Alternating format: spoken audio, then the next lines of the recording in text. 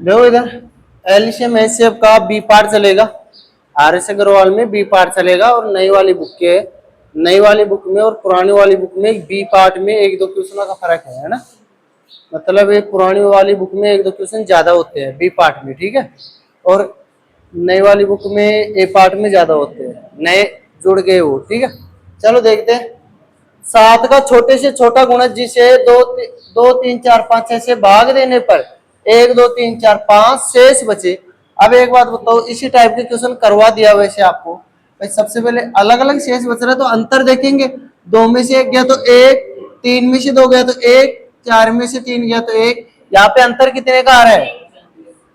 यहां से करता हूं अलग, अंतर 1 का। तो क्या करेंगे, इसका एलसीएम निकालेंगे, 1 घटाएंगे, तब इन सब का भाग जाएगा, लेकिन 7 का गुणज भी होना चाहिए, तो 7 का भाग पूरा पूरा जाना चाहिए। चलो करते हैं। 2 इसका एलसीएम लेंगे,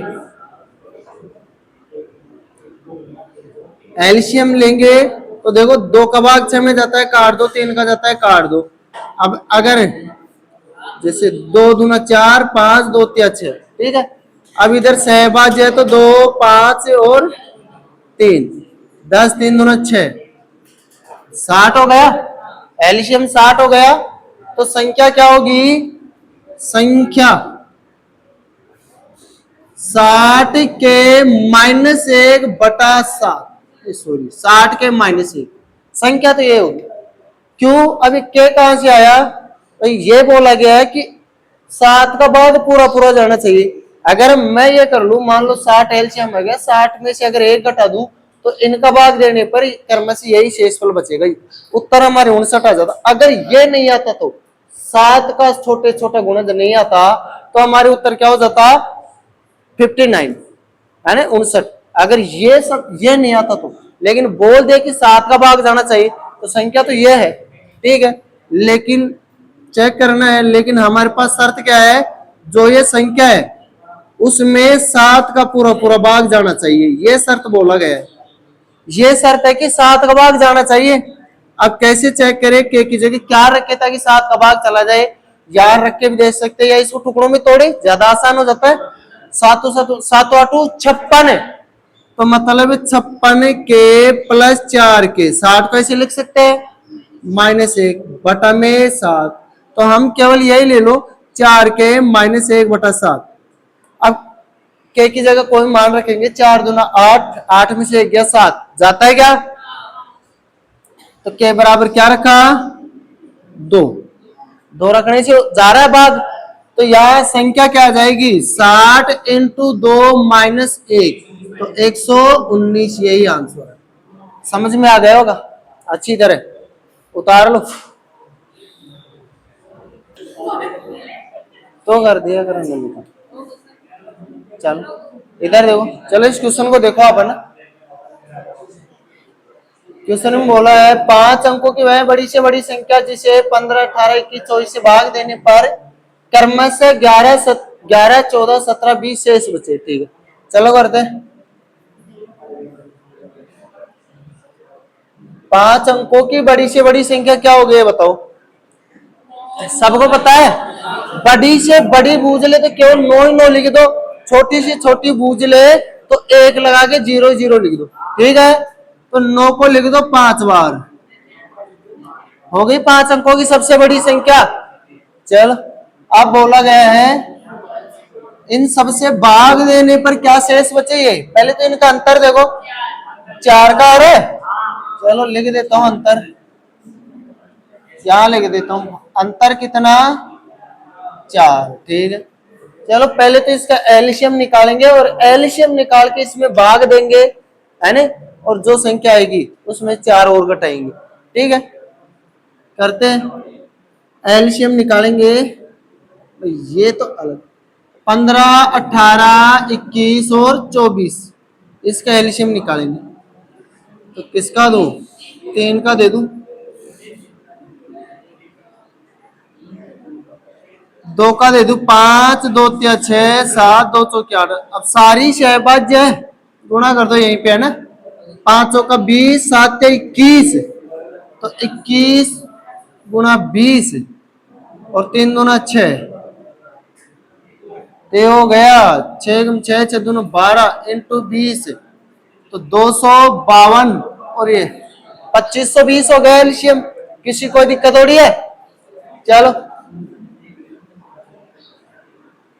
99,999 भाग देते, पहले काट ले, क्या काट ले, चलो छोटा बना ले इसको, है ना। 99,999 में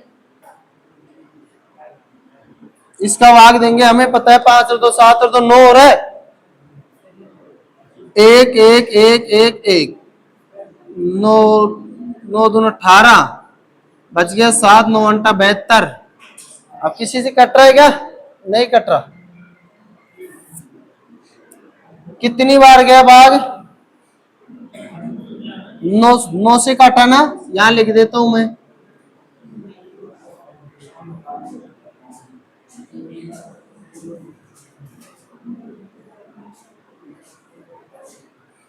दिख रहा है पूरा क्वेश्चन? आप देखो 9 9 का भाग दिया था, तो जो शेष तो लाएगा 9 से गुणा कर लेंगे, हो जाएगा। 280 का भाग मतलब 300 का पारा बोलना आप, तो ये 1111, तो 3 चौक 12, लेकिन ये 3 से कम है ना, 20 कम है ना 300 से, तो 20 चौक 80, देखो 3 चौक 12, अगर मैं इसको 300 माना तो 1200 होता है, इसमें 80 घटाया 20 चौक 80, तो कितना बच गया? 80 घटाया तो 1120, ज्यादा हो गया, है ना। 3 ही बार जाएगा, 3 तिया 9, और 900 में 60 कटाए तो 840।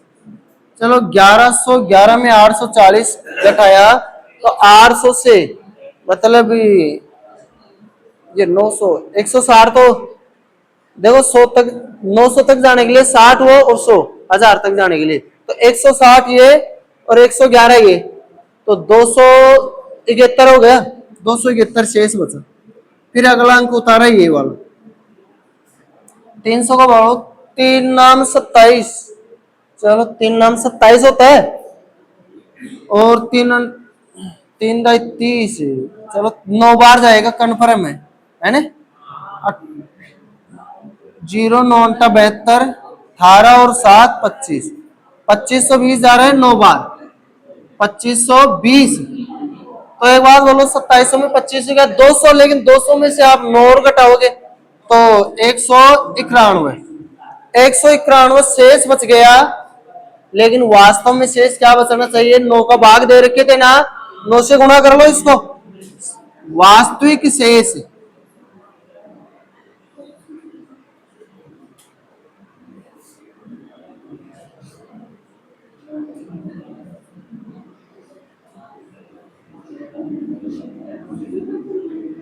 नौ और 8 17, 1719, इससे डिवाइड कर रहे थे, हाँ 1719 बचेगा वास्तव में। तो संख्या क्या होगी? वह संख्या क्या होगी जिस संख्या में 5 अंकों की सबसे बड़ी संख्या भी हो और इन सब का भाग भी चला जाए, इस एलसीएम का भाग चला जाए, तो जो शेषफल आता है उसको घटाते 99,999 में घटाएंगे अब। 1719, चलो 900 क्या, हाँ वो भी घटाएंगे, पहले ये घटा दो फिर वो घटा देंगे। चलो पहले 4 घटा दो, कोई दिक्कत नहीं है, तो पहले 4 घटाएंगे ना, तो माइनस के जोड़ के घटा दो। चलो 19 और 4 23, तो 1723 घटा लो आप, 99,999, 1723, 6 7 2 8 9, 98,276, ये आंसर आएगा। उतारो, आगे होगा, क्वेश्चन इजी है बस। देखो क्वेश्चन नंबर 3 में बोला है 4 अंकों की बड़ी से बड़ी संख्या जो 16 24 56 72 से पूर्ण तक, उसी टाइप का है, उसमें थोड़ा सा और आगे था, ये उससे छोटा है, ठीक है। 4 अंकों की बड़ी से बड़ी संख्या क्या होगी?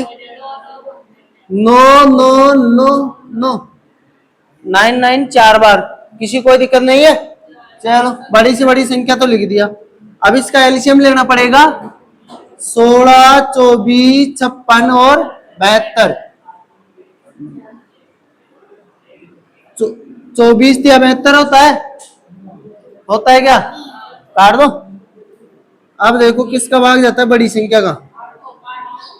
समझ आ रहा है? 8 नाम 72 सारी सहभाज्य है तो गुणा कर लो। 9 7 63, 63 दूना 126, 126 इंटू 8, 8 6 48, 4 16 4 20 2 10। 1008 आ गया एलसीएम। अब आगे काट भी सकते हैं, अब की बार बिना काटे ही कर ले क्योंकि 1000 के आसपास है। टेबल बोलना बहुत आसान हो जाएगा।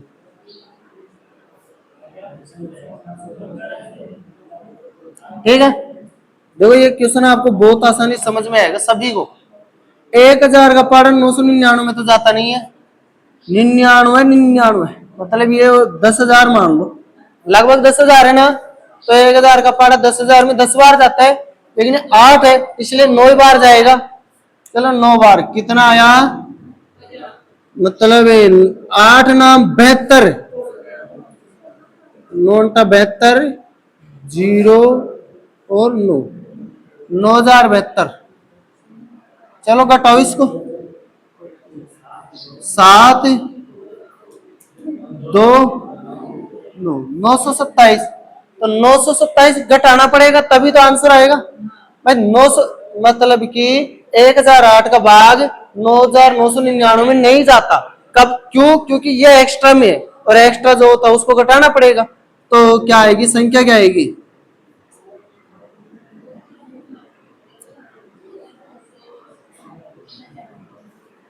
चलो घटाओ। 9 में 7 गया तो 2, 9 में से 2 गया तो 7 और 9 में से 9 गया तो 0 9, 9072 यही आएगा क्योंकि इसको घटाओगे तो यही आएगा। ठीक है, 9072 आंसर होगा। तो उतार लो, बहुत इजी है। देखो क्वेश्चन, क्वेश्चन चौथा है, वह छोटी छोटी संख्या जिससे इन सबसे भाग देने पर प्रत्येक दशा में एक शेष बचे, ये मैं ऐसे लिख देता हूँ, एक शेष बचे परंतु 13 से पूरी तरह भाज्य हो, या 13 का भाग देने पर शून्य शेष बचे। ठीक है, पूरी तरह भाज्य होगा तो शून्य शेष बचता है। ठीक है, चलो बोला है इनका भाग देने पर प्रत्येक दशा में एक शेषफल बचे। सबसे पहले क्या करना होगा? इनका भाग जानना चाहिए। ऐसी संख्या ढूंढेंगे और उसमें एक जोड़ देंगे तो एक शेष बचेगा। ठीक है, तो किस में जाता है इन सबका भाग? एलसीएम में। और जहां छोटी छोटी लिखा गया समझो एलसीएम। ठीक है, तो एलसीएम निकाले, 6 का भाग 12 में जाता है, यही काट दो, बच गया 5 8 9 12। 3 का भाग दे दो, 5 में नहीं जाता, 8 में नहीं जाता, 3 3 9 3 4 12। 4 का भाग तो 8 में जा रहा है। अब सहभाज्य संख्या है 5 8 3, तो 8 24 5 120, 120 को 3 से गुणा किया तो 360। एलसीएम क्या आया?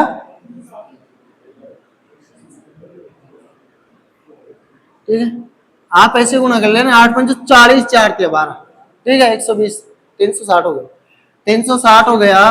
360 में अगर मैं एक घटा दूं तो इन सबका भाग देने पर एक शेष बचता है, एक जोड़ दो तो सॉरी, है ना, लेकिन 13 से भाग नहीं जाता। तो हम क्या करेंगे? 360 एक शेष बचे, इन सबका भाग देने पर एक शेष बचे, इसका मतलब एक ज्यादा होना चाहिए ना, तो यहाँ प्लस होगा एक। पहले तो 360 के प्लस 1, 13 का पूरा पूरा भाग जाना चाहिए। ये वाला क्वेश्चन मोस्ट लगा लो है ना, क्योंकि ऐसे क्वेश्चन में लोग गलतियां बहुत ज्यादा कर देते हैं। ठीक है, चलो क्या करते हैं, पहले टुकड़े करो। 13 दूना 26, ऐसे भाग ले लो। चलो बच गया 10, उतारा ये, तेरे साथ 91। ठीक है, शेष बच गया 9। तो कितनी बार गया? 27 बार। 27 बार गया। कितना है 27 बार में? चलो मल्टीपल करके देखो, 1 9 26 351 है ना। तो 351 के प्लस 9 के प्लस 1/13। देखो 13 का भाग 27 बार गया और 27 बार देने 13 से 27 से मल्टीपल करोगे ना तो 351 आएगा। 351 पूरा पूरा भाग जाता है 13 का, है ना। या फिर ऐसे कर लो, आप मल्टीपल मत करो, ये 9 बटा लो 360 में, है ना। तो कितना आ जाएगा, 360 माइनस 9 बराबर 351। ठीक है भाई, 351 में तो पूरा पूरा जाता ही है ना 13 का, जो 360 से जस्ट छोटी है। ठीक है, तो 351 के प्लस 9 के ऐसे बांट सकते हैं। 360 को 351 के 9 के लिख सकते हैं, क्योंकि 351 और 9 कितना होता है, 360 ही होता है, प्लस 1 है ही। अब छोटी संख्या ले लो ताकि उसका टुकड़ा करना आसान हो जाए। और संख्या क्या थी हमारे पास, माना संख्या 360 के प्लस 1, ये थी संख्या। तो 13 से भाज्य भी होनी चाहिए, इसलिए 13 से डिवाइड करके चेक कर रहे हैं क्या होगी संख्या, 9 के प्लस 1/13। अब देखो 9 का पारा बोलो और उसमें 1 जोड़ते 13 का भाग जाना चाहिए। 9 दूना 18, 9 ते 27, 9 चौक 36, 9 पंच 45, 9 चिका 54, 9 7 63, 9 90 है बिल्कुल। 10 से गुणा करते, 10 से गुणा करेंगे तो और 1 जोड़ते 91 हो जाता है, और 91 में 13 का भाग जाता है। तो के बराबर क्या रखेंगे, के बराबर 10, क्योंकि 10 नाम 90 और 1 91, 91 में 13 का जाता है ना। चलो तो यहाँ क्या रख दोगे, संख्या क्या हो जाएगी, 10 से गुणा किया तो 3600 प्लस 1, तो क्या हो जाएगा 3601। यही आंसर है।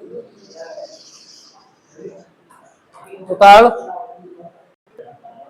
देखो क्वेश्चन नंबर 5, ये मैं छुड़वाऊंगा क्योंकि क्वेश्चन नंबर 1 और क्वेश्चन नंबर 5 सेम है, केवल संख्या अलग है। तो ये तुम करोगे भाई, खुद से भी करो कुछ तो, है ना। क्वेश्चन नंबर 5 तुम सब करोगे, पहला जैसे कि है सेम वैसा ही है, केवल संख्या अलग है। और क्वेश्चन नंबर 6 है, ये पार्ट में बहुत सारे करवा दिया है ना। नंबर भी बता देता हूँ कौन सा नंबर का करवा दिया। ए पार्ट में समान शेषफल वाला है ना। ए पार्ट में 57वां क्वेश्चन और 56वां क्वेश्चन, और मतलब 56 नंबर का क्वेश्चन सेम है, 57 नहीं। क्वेश्चन नंबर 6 ए पार्ट में 56 नंबर का क्वेश्चन, और क्वेश्चन नंबर बी पार्ट में 6 सेम है, संख्या अलग है, वो तुम करोगे, तरीका सेम है। क्वेश्चन नंबर 7 भी देख लेते हैं। तो ये भी 7 और भी 6 का जैसा ही है, सेम ही है, संख्या अलग है, जो तुम कर लोगे संख्या अलग है ना। 8वां देखते हैं, 2 अंकों वाली 2 संख्याओं गुणनफल 20 28 है तथा इनका महत्तम 13 है, तो संख्या ज्ञात करो। 2 अंकों वाली देखो क्वेश्चन नंबर 8 देखो, 2 अंकों वाली 2 संख्याओं गुणनफल 20 28 है, एचसीएफ 13, तो संख्या ज्ञात करो। संख्या ज्ञात करनी है, एचसीएफ 13 है, गुणनफल ये है। तो एक बात बताओ, संख्या क्या होती है, मतलब एचसीएफ है ना, इसका भाग दोनों संख्याओं में भी जाएगा, एलसीएम में भी जाएगा, है ना। तो माना संख्या क्या है, माना संख्या है 13x और 13y। क्यों, 13 एचसीएफ है, 13 का भाग दोनों संख्याओं में जाएगा, तो 13 का गुणनफल में है। चलो ठीक है, अब गुणनफल ये दे रखा है वास्तव में दो, और इधर संख्या गुणनफल क्या है, 13x इंटू 13y, और वास्तव में कितना है 20 28, यही है। तो इधर x y क्या होगा, 13 इधर भाग में चला जाएगा, 13 इंटू 13, दोनों ही 13 भाग में आ गए, काट दो, 13 एकम 13, 13 एकम 13, बच गया कितना 7, 13 पंजे 65, तो कितना बच गया 7, 13 छिके 78, फिर 13 का जाएगा, 13 कम 13, 13 दूना 26, तो एक्स वाई बराबर 12। तो एक्स और वाई क्या क्या होंगे बताओ, 4 3 12, 6 दूना 12 मत करना, सहभाज्य होना चाहिए, 6 और मतलब 2 और 6 तो कटते हैं 2 से, 4 और 3 या 3 और 4 कर लो चाहे तो, है ना। ये सहभाज्य है। तो आपको क्या पूछा है, संख्या ज्ञात करो, तो संख्या क्या होगी, एक बार तो 3 से 13, 13 या 39, एक बार 4 से कर लो, 13 चौक 52 और 13 या 39, चाहे पहले 39 भी आ सकता है, पहले 52 भी आ सकता है, लेकिन संख्या यही होगी, है ना। देखो क्वेश्चन बोलो 3 अंकों की 2 संख्याओं का एलसीएम दे रखा है, एचसीएफ दे रखा है, तो संख्या ज्ञात करनी है। नवा क्वेश्चन देखो, बहुत अच्छा क्वेश्चन है ना।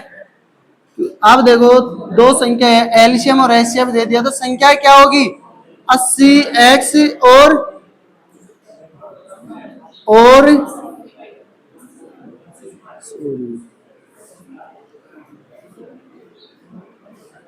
80y, यही होगी माना संख्या। चल एलसीएम क्या होगा इनका, एलसीएम 80xy, यही होगा एलसीएम। तो चलो एलसीएम पता है, संख्या पता है, लेकिन वास्तविक एलसीएम क्या होगा, ये दे रखा है, ये तो एक्स वाई के रूम में है ना। तो वास्तविक एलसीएम क्या है, 57 है 60, तो ये दोनों बराबर होंगे। एक्स वाई बराबर क्या होगा, 57 60 बटे 80, 0 से 0, 8 7 56, 8 2 16, तो एक्स और वाई क्या होगा, 9 72, अभाज्य टुकड़े करेंगे ना, 9 और 8, तो आपको पूछा है संख्या है, तो संख्या क्या होगी, एक बार तो 80 को 9 से गुणा कर लो, तो 9 72 और 8 64, यही आंसर है। सबको आ गया होगा, ये रहने दो। इधर देखो भाई, अगर एलसीएम आ जाए तो देखो 80x और 80y का एलसीएम 80xy आएगा, है ना। अब 80 का भाग जाएगा। अगर यहाँ गुणनफल आ जाए तो गुणनफल में क्या होता है, 80x इंटू 80y, 2 बार 80 आता और भाग भी 2 बार जाता 80, है ना। इससे पहले गुणनफल था, इसमें एलसीएम है ना। अब देखते हैं अगला करेंगे।